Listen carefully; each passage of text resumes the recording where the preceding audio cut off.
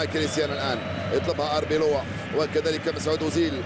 مسعود أوزيل انطلق أربيلوا، يجي هيغوايين أو بنزيما. مسعود أوزيل وبنزيما، مسعود أوزيل، مسعود أوزيل، بنزيما، بنزيما والثالث جول جول جول جول جول كريم بنزيما وهدفه ال11 هذا الموسم. 3-2 لريال مدريد. التمريرة رائعة من مسعود أوزيل. صارت النتيجة في ظرف حساس وصعب جدا بالنسبة للريال، في ظرف كان أوساسونا هو المستحوذ وهو الخطير، يتمكن الريال عن طريق كريم بنزيما من إضافة الثالث، وهو هدفه الرقم 11 هذا الموسم بالنسبة لكريم بنزيما.